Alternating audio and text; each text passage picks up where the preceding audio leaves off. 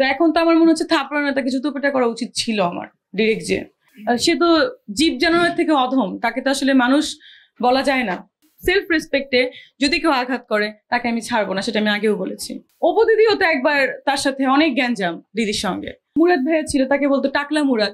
সে ইকবালকে বলে টাকলা ইকবাল। দীপজল ভাই একবার তার এগেইনস্টে অ্যাটেম্প নিয়েছিল। মৌসুমী আপু সানি ভাইয়া তাকে মারতে গিয়েছিল, থাপ্পড় দিয়েছিল। তারপরে বাপ্পি একবার বলেছিল আপনি বেয়াদব। তার বাসায় অনেকক্ষণ পার্টি করেছি, প্রায় যেতাম। থাপড়ানোর ব্যাপারের থেকে এখন তো অনেক বাজে ব্যাপার হয়ে গেছে। যখন সে জেনে এই কথাগুলো শুনেছে, সে আমাকে বারবার বলছে, সে আমাকে একটা ভিডিও পাঠিয়েছে যে কুকুরের কাজ কুকুর করেছে, কামড় দিয়েছে। আপনারা মনে হয় শুনেছেন। তো এখন তো আমার মনে হচ্ছে থাপড়ানো তাকে জুতোপেটা করা উচিত ছিল আমার ডিরেক্ট যে, কারণ এই কথাটা সে বলতে পারে না। আর কুকুর কিন্তু অনেক ভালো প্রাণী, আমার কুকুর আছে, রাস্তায় অনেক কিছু পালি। সে তো জীব জানোয়ার থেকে অধম, তাকে তো আসলে মানুষ বলা যায় না। তো এভাবে সে বলতে পারে না। তা আমিও বলবো যে সেও কুকুরের কাজ কুকুর করেছে, কামড় দিয়েছে পায়, তাই বলে কি মানুষ আমি আমার শোভা পাই। সো উনিও কুকুর, উনি যা বলবো ওনার কথায় তো কথা বলার আমার কোনো প্রয়োজন আছে বলে মনে করি না। He is actually out of subject. ওনাকে আসলে আমি কথা বলে সে চাচ্ছিল একটু ভাইরাল হবে, তার একটু নিউজ হবে, আলোচনায় আসবে। তো এটা তার হয়ে গেছে অলরেডি, বাট সে এখন চুপচাপ করে বসে আছে, কারণ তার তো মুখে কোনো কথা নাই, কারণ সে অলরেডি সবাইকে অপমান করে, আমাকেও করেছে। কথা হচ্ছে আমার আর সাকিবের ভিতরে 1-to-1 কথা হচ্ছে। এখানে জয়কে থার্ড পার্সন। সে পরিমণিও তো কদিন আগে ইয়াস্টারডে মেবি বলে, ডে বিফোর ইয়াস্টারডে বলেছে যে সে আমার বাচ্চাকে নিয়েও কথা বলে। কেন বলবে? এইটা গুঞ্জন রয়েছে যে আমি নিব লিগ্যাল অ্যাকশন। ও লিগ্যাল অ্যাকশন নেওয়ার কে? ও আমাকে অপমান করেছে, ও আমাকে বাজে বাজে কথা বলেছে, এটা তো আমার নেওয়া উচিত। আমি নিব কি নিব না বা নিয়েছি কিনা সেটাও তো আপনারা জানেন না, ঠিক আছে? বিষয়টা কিন্তু ওখানেই। সে যদি স্টপ হয়ে যায় তাহলে আমি ব্যাপারটা স্টপ করবো, আর স্টপ যদি না হয় তাহলে ব্যাপারটা অনেক দূরে যাবে। কারণ সে কিন্তু এখানে দোষী। সে সবাইকে বাজে বাজে প্রশ্ন করেছে, আমাকেও করেছে। সো সে আমি নিই বা সে নে, যেই নিবে ও কিন্তু ফেসে যাবে। এটা কিন্তু সত্য কথা, কারণ প্রতিটা মানুষ তারপরে কিন্তু খেপা আছে। দেখেন, আমি আবারও বলছি, জয় ভাইয়া আমার অনেক সিনিয়র আর্টিস্ট, আমি ওনাকে রেসপেক্ট করি, ওনাকে ভালোবাসতাম। কিন্তু তার আমি সমস্ত সিনিয়র আর্টিস্টকে ভালোবাসতাম, এখনো রেসপেক্ট করি। সেক্ষেত্রে সিনিয়র হিসেবে যদি আমি কোনো অন্যায় করে থাকি, আমি এক্সট্রিমলি সরি। কিন্তু আমার নিজের একটা মনুষ্যত্ব বোধ আছে, মান সম্মান আছে, সেলফ রেসপেক্ট যেটাকে বলে। আমার সেলফ রেসপেক্টে যদি কেউ আঘাত করে তাকে আমি ছাড়বো না, সেটা আমি আগেও বলেছি। এটা সবার ক্ষেত্রে হওয়া উচিত। একজন বাসার ড্রাইভারেরও আপনার সেলফ রেসপেক্ট আছে, একজন কাজের বড় সেলফ রেসপেক্ট আছে। সেলফ রেসপেক্ট সবার আছে। সো আমি একজন মানুষ, আমি একজন ডক্টর, একজন আর্টিস্ট, সো আমার তো অবশ্যই আছে। সো জয় ভাইয়ের বিষয়টা হচ্ছে, তার ব্যাপারে আমি ফার্স্টে কষ্ট পেয়েছিলাম। কষ্ট থেকেই কথাগুলো বলা ছিল যে একজন মানুষের সাথে আমার এত ভালো রিলেশন, তার বাসায় যে আমি ইনভাইট পেয়েছিলাম, খেয়েছি, তার ওয়াইফ আমাকে খাবার খাইয়েছিলেন, সবকিছু ঠিক আছে। তার বাসায় অনেকক্ষণ পার্টি করেছি, প্রায় যেতাম। সে আমার অফিসে আসতো, আমার ক্লিনিকে সে বোটক্স বলেন, ফিলার বলেন, ট্রিটমেন্ট নিতে চেয়েছিল তার রিঙ্কেলের জন্য। সে আমার সঙ্গে একটা ওয়েব ফিল্ম করতে চেয়েছিল, চ্যানেল আয়ের বলেন, এমনি প্রজেক্ট বলেন। সে আমাকে বলেছিল যে তুমি পারবা, এগুলো করো, তুমি ডিজার্ভ করো। সবই ঠিক আছে, বাট প্রবলেমটা হচ্ছে সে যখন সাকিব আর আমার ইস্যুস দেখলো, হঠাৎ করে সে বললো যে ওই যে একটা মেয়ে আছে না, দেখেছেন তো আপনারা, মানে কি ওনার তো আমাকে, আমি তার ছোট বোন, মনে করেন রিলেশনের কথা আমি ভুলে গেলাম, ছোট বোন। সে আমাকে বলতে পারতো যে আমাদের একজন আর্টিস্ট আছেন মিষ্টি জান্নাত, তাকে দেখলাম সাকিবের একটা ইস্যুস নিয়ে।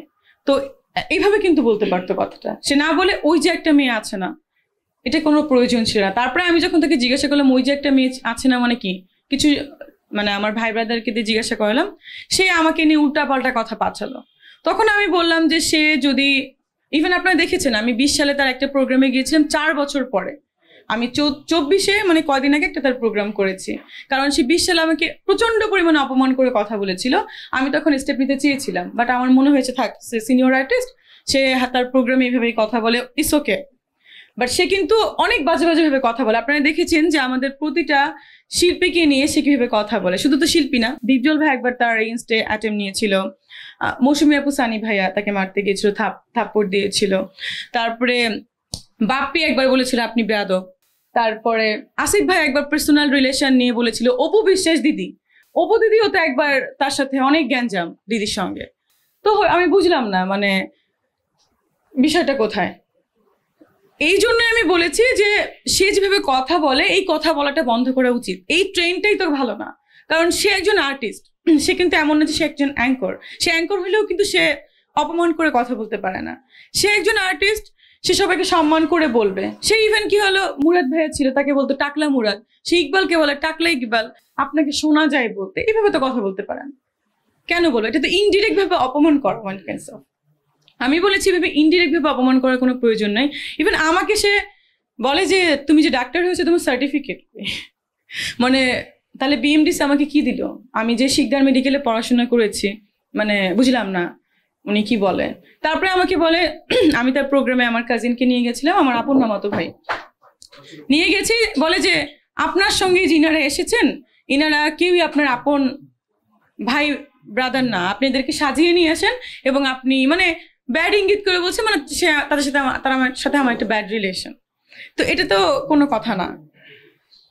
এই ব্যাপারগুলো নিয়ে আমি আসলে প্রতিবাদ করতে চেয়েছি, এবং আমার মনে হয় প্রতিটা আর্টিস্টের শাহরিয়ার নাজিম জয়ের যে প্রোগ্রামটা বয়কট করা উচিত। এবং অলরেডি আমি অনেক সিনিয়র আর্টিস্ট আমাকে ফোন করেছেন, তারা বলছে খুব ভালো একটা অ্যাটেম্প নিয়েছো তুমি, শিল্পী সমিতি, অভিনয় শিল্পী সংঘ, এগুলোকে চিঠি দাও। আমি অলরেডি লেটার সাবমিট করে দিয়েছি, এবং তারা বলেছে তারা যে কোর্টেও তুমি ব্যবস্থা নাও এই প্রোগ্রামটার জন্য, একটু রিট জারি করে। কিন্তু আমি প্রোগ্রামটা যেহেতু একটা সুনামধন্য চ্যানেল আই আমার খুবই কাছে, সাগর ভাই খুবই ভালো মানুষ, বাট আমার কথা হচ্ছে যে এত বড় একটা চ্যানেলের ব্যানারে সে যদি মান সম্মানটা নষ্ট করে, তো চ্যানেলের মান সম্মান নষ্ট হচ্ছে।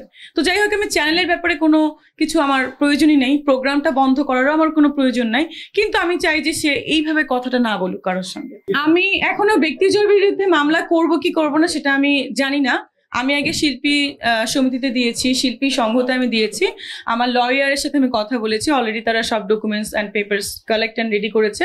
সাইবার ক্রাইমে আমি কিছু কিছু মামলা করব, কারণ কিছু কিছু মানুষ আমাকে নিয়ে বাজে বাজে বাজে কমেন্ট করছে, কিছু কিছু নায়িকা আছে, কিছু কিছু মডেল আছে, কিছু কিছু প্রমোটার আছে, তারা না জেনে জেনে আমাকে নিয়ে কমেন্ট করছে এবং বাজে বাজে কথা লিখছে। সেটাও আমি আসছি, এইগুলো আমি রেখেছি, এটা আমি সাইবার ক্রাইমে ডকুমেন্টস করে রেখেছি, আমি এটা মামলা করবো, এটা কনফার্ম। মামলা না করলেও তাদেরকে যেন এগুলো ডিলিট করার ব্যবস্থা করতে বলা হয়, সেই জিনিসটা। মামলা আসলে আমার খুব অপছন্দ, যদি মিউচুয়াল হয়ে যাওয়া পসিবল হয় সবাই মিলে। আমি কেন স্ট্যাটাস করেছি, কারণ হচ্ছে সে আমাকে নিয়ে বারবার বলছে, আবার সে লিখছে যে আমি লায়ার, আবার সে লিখছে আমি এইগুলো, তাই আমি একটু আমার হাসি লাগলো, এজন্য আমি একটা কমেন্ট করেছি তাকে নিয়ে। এই আমার মজা লাগতেছে যে সে নিজে এখন আবার লাইমলাইটে নাম আসার জন্য সেগুলো করছে। এখন নাম প্রকাশ করব না, আগে তাদের ব্যাপারে লিগ্যাল অ্যাকশন রেডি হয়েছে হোক, ফোন দিবে, যেখান থেকে ফোন দেওয়ার আমার লয়ার ফোন করবে সবাইকে।